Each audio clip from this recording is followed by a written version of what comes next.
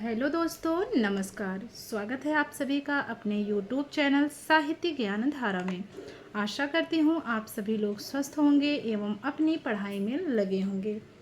तो कवियों की श्रृंखला में बिना किसी देरी के आज हम पढ़ेंगे स्वयं प्रकाश के बारे में। तो चलिए शुरू करते हैं। स्वयं प्रकाश का जन्म 1947 ईस्वी में हुआ था।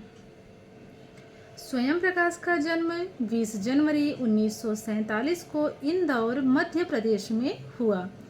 स्वयं प्रकाश मुख्यतः राजस्थान के कहानीकार हैं। तो ये मुख्य रूप से कहाँ के कहानीकार माने जाते हैं? राजस्थान के।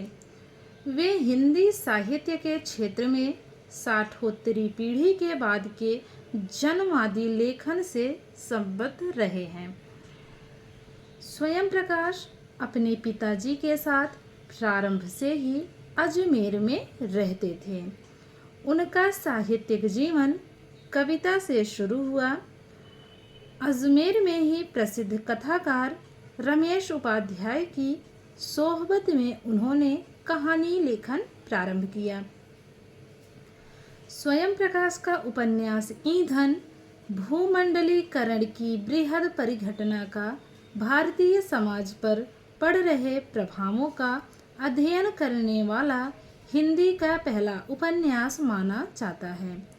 स्वयं प्रकाश की कहानी सूरज कब निकलेगा मारवाड़ इलाके में 70 के दशक में आई बाढ़ के आधार पर लिखी गई है।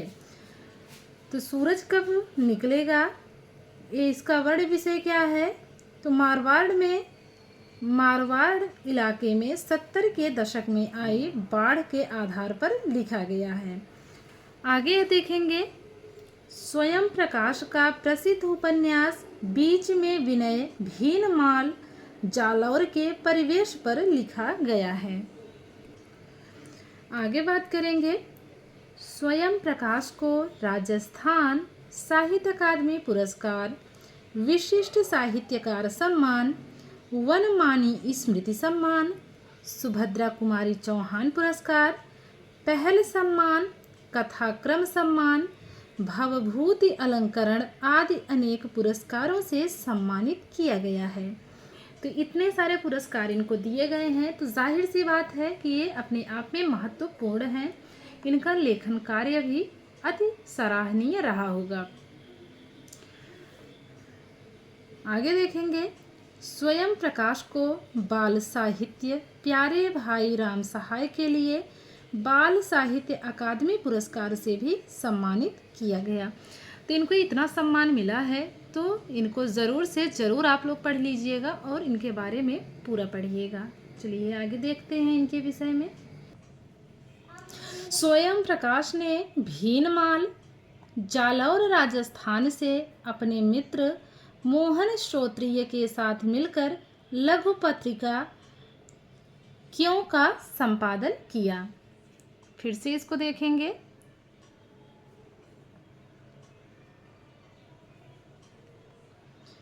स्वयं प्रकाश ने भीनमाल जालौर राजस्थान से अपने मित्र मोहन श्रोत्रिय के साथ मिलकर लघु पत्रिका क्यों का संपादन किया।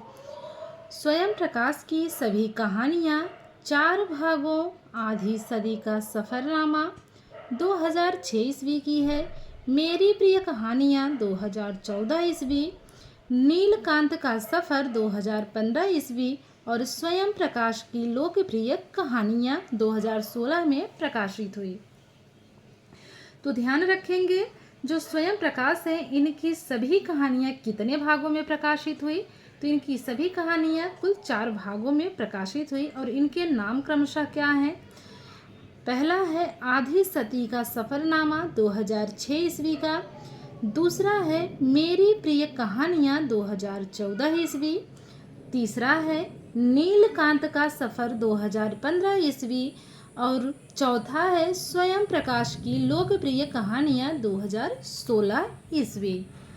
तो इस प्रकार ये चारों प्रकाशित हुई हैं। आगे है, हाल ही में 7 दिसंबर 2019 को स्वयं प्रकाश जी का निधन हो गया था। अब बात करते हैं स्वयं प्रकाश की रचनाओं की। तो चलिए देखते हैं इनकी रचनाओं के बारे में। सबसे पहले है इनकी प्रसिद्ध कहानियाँ। इनकी प्रसिद्ध कहानियों में है जंगल का दाह, गौरी का गुस्सा, बाबूलाल तेली की नाक और कान दाम।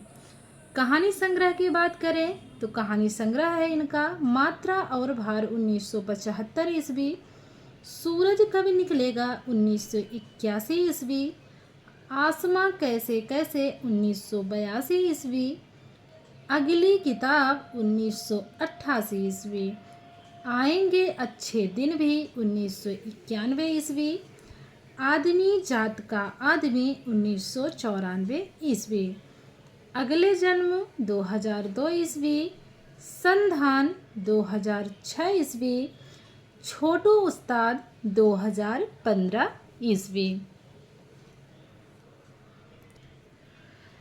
अब बात करते हैं इनके उपन्यास की। इनका उपन्यास है जलते जहाज पर 1982 ईस्वी, ज्योति रथ के सारथी 1987 ईस्वी, उत्तर जीवन कथा 1993 ईस्वी, बीच में विनय 1994 ईस्वी, ईंधन 2004 ईस्वी।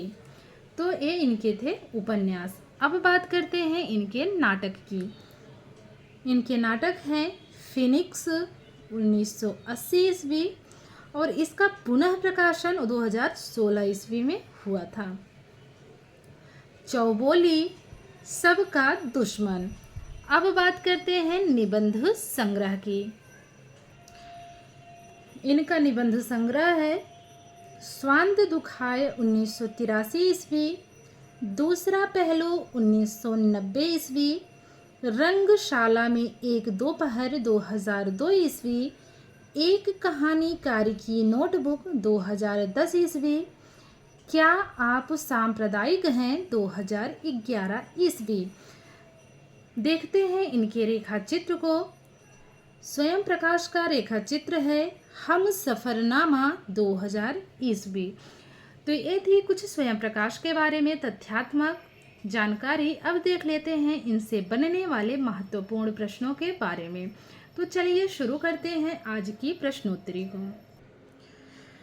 तो चलिए देखते हैं आज का पहला प्रश्न। आज का पहला प्रश्न है स्वयं प्रकाश किस कहानी आंदोलन से जुड़े हैं? सहज, समांतर, जनवादी या फिर अकहानी। तो इसमें तीसरा विकल्प जनवादी सही है। दूसरा प्रश्न देखेंगे स्वयं प्रकाश का जन्म कब हुआ? विकल्प है 1944 ईस्वी, 1945 ईस्वी, 1946 ईस्वी या फिर 1947 ईस्वी। तो इसमें हमारा चौथा विकल्प 1947 ईस्वी बिल्कुल सही है। बात करते हैं तीसरे प्रश्न की। तो तीसरा प्रश्न है स्वयं प्रकाश का जन्म कहाँ हुआ? विकल्प है इंदौर मध्य प्रदेश, दूसरा विकल्प सिकुरी गांव अलीगढ़ उत्तर प्रदेश, तीसरा विकल्प देखेंगे राजापुर नवाड़ा बिजनौर उत्तर प्रदेश, चौथा विकल्प है धनगढ़ टिहरी गढ़वाल उत्तराखंड। इसमें हमारा पहला विकल्प इंदौर मध्य प्रदेश बिल्कुल सही है। बात करेंगे चौथे प्रश्न की। स्वयं प्रकाश मूल रूप से किस राज्य के कहानीकार हैं? मध्य प्रदेश, राजस्थान, उत्तर प्रदेश या फिर गुजरात। इसमें हमारा दूसरा विकल्प गुजरात सही है। अगला प्रश्न है स्वयं प्रकाश ने साहित्यिक लेखन किस विधा से शुरू किया? कहानी से, उपन्यास, कविता या फिर आलोचना। तो इन्होंने शुरुआत की थी कविता से। तीसरा विकल्प सही है।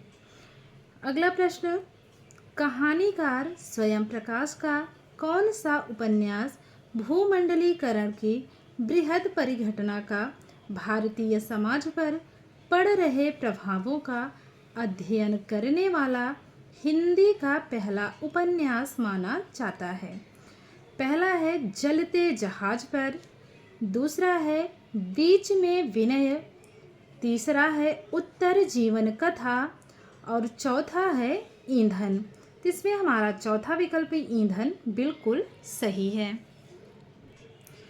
अगला प्रश्न है, स्वयं प्रकाश की किस कहानी में मारवाड़ इलाके में 70 के दशक में आई बाढ़ का चित्रण है? विकल्प देखेंगे, सूरज कब निकलेगा, मात्रा और भार, आसमां कैसे कैसे, अगली किताब। तो इसमें हमारा पहला विकल्प सूरज कब निकलेगा बिल्कुल सही है। प्रश्न है, स्वयं प्रकाश का कौन सा उपन्यास भीनमाल जालौर के परिवेश पर लिखा गया है? जलते जहाज पर, बीच में विनय, उत्तर जीवन कथा या फिर ईंधन। तो इसमें हमारा दूसरा विकल्प बीच में विनय बिल्कुल सही है। प्रश्न है, स्वयं प्रकाश का सैन्य जीवन के अनुभवों के आधार पर लिखा गया उपन्यास है? विकल्प है जलते जहाज पर, बीच में विनय, उत्तर जीवन कथा या फिर ईंधन। तो जो सैन्य जीवन के अनुभव पर लिखा गया है वो है जलते जहाज पर। चलिए अगला प्रश्न देखते हैं, स्वयं प्रकाश ने मोहन श्रोत्रिय के साथ मिलकर किस पत्रिका का संपादन किया है? तो चलिए देखते हैं। पहला विकल्प है इसमें पहल, दूसरा विकल्प है निकस, तीसरा विकल्प है क्यों और चौथा विकल्प है कहानी। तो इसमें हमारा तीसरा विकल्प जो दिया गया है क्यों, ये बिल्कुल सही है। इसको स्वयं प्रकाश ने मोहन श्रोत्रिय के साथ मिलकर संपादित किया था। बात करेंगे 11वें प्रश्न की, क्यों पत्रिका का प्रकाशन कहाँ से होता था? खेड़ापा जोधपुर से, जैतारणपाली से, भीनमाल जालौर से या फिर मेड़ता नागौर से। तो जो क्यों पत्रिका थी इसका प्रकाशन भीनमाल जालौर से होता था। अगला प्रश्न है, स्वयं प्रकाश को किस रचना के लिए बाल साहित्य अकादमी पुरस्कार से सम्मानित किया गया? प्यारे भाई राम सहाय, रंगशाला में एक दोपहर, दूसरा पहलू या फिर संधान। तो इसमें हमारा पहला विकल्प प्यारे भाई राम सहाय बिल्कुल सही है। प्रश्न है, स्वयं प्रकाश को किस पुरस्कार से सम्मानित किया गया है? राजस्थान साहित्य अकादमी पुरस्कार बिल्कुल सही है। सुभद्रा कुमारी चौहान पुरस्कार यह भी सही है। पहल सम्मान यह भी सही है। भवभूति अलंकरण। तो इसमें हमको लग रहा है पूछा गया है कि स्वयं प्रकाश को किस पुरस्कार से सम्मानित नहीं किया गया है। तो इन तीनों सम्मान से तो इनको सम्मानित किया गया है। ये जो चौथा है भवभूति अलंकरण, इससे नहीं किया गया है। चलिए आगे देखते हैं। तो इसमें हमारा चारों विकल्प सही है, उपर्युक्त सभी होना चाहिए। भवभूति अलंकरण भी जो है इससे भी इनको सम्मानित किया गया है। तो इसमें जो चारों विकल्प हैं ये चारों ही सही हैं। चलिए अगला प्रश्न देखते हैं, इनमें से कौन सी कहानी स्वयं प्रकाश की नहीं है? नहीं बताना है। तो इसमें विकल्प देख लेते हैं, सबीना के 40 चोर, गौरी का गुस्सा, बाबूलाल तेली की नाक, आएंगे अच्छे दिन भी। तो ये जो पहला विकल्प है सबीना के 40 चोर, ये स्वयं प्रकाश की कहानी नहीं है।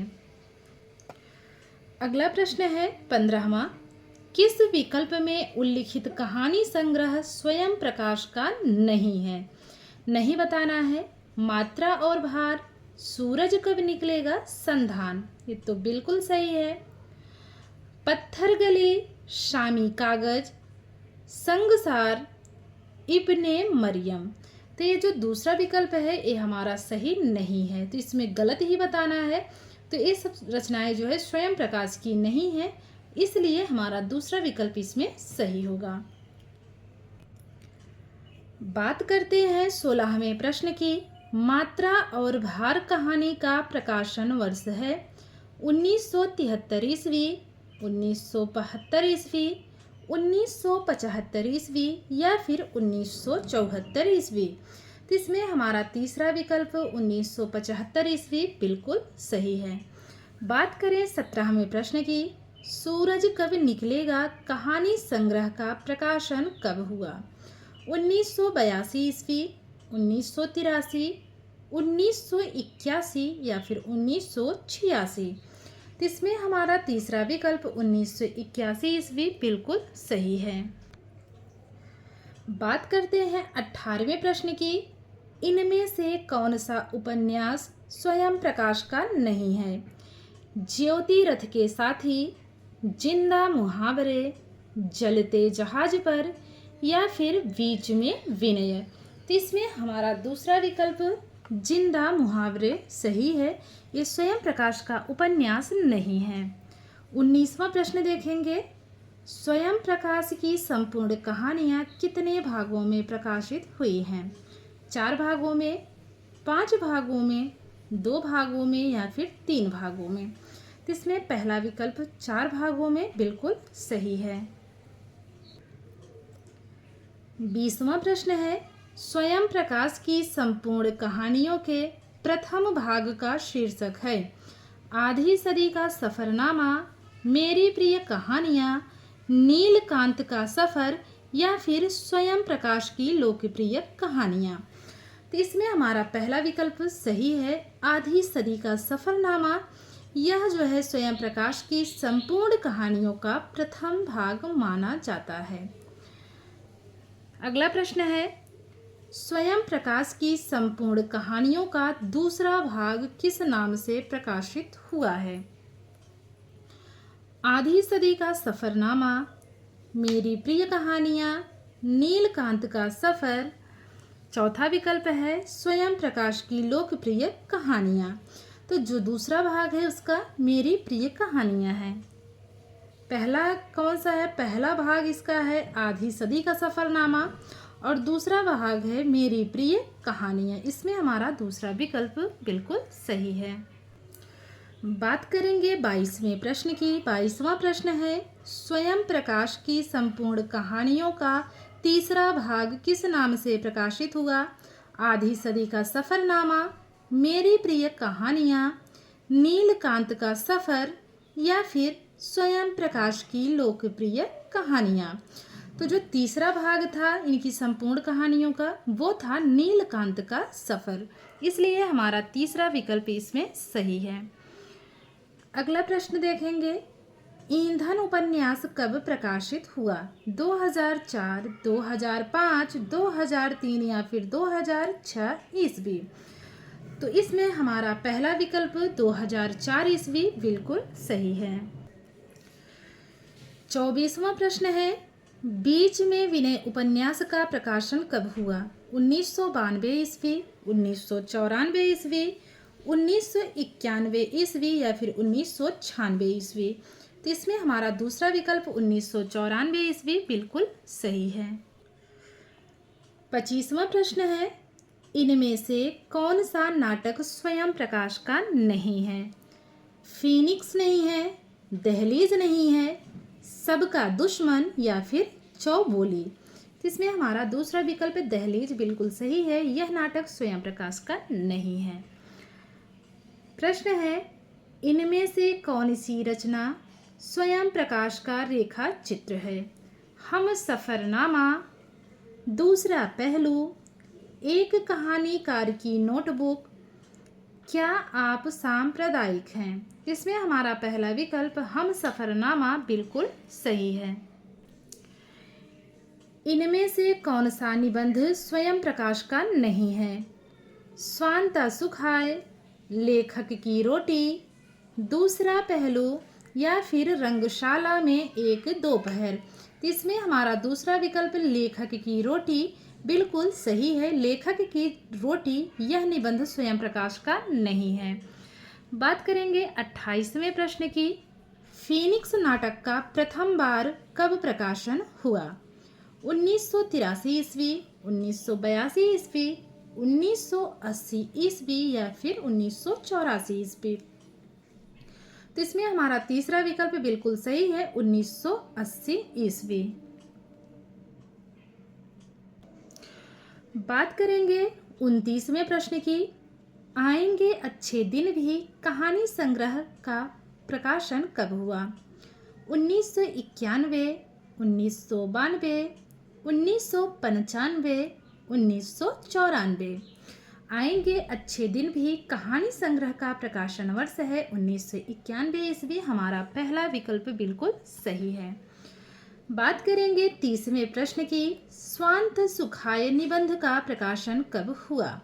1983 ईस्वी में, 1982 ईस्वी में, 1980 ईस्वी या फिर 1984 ईस्वी?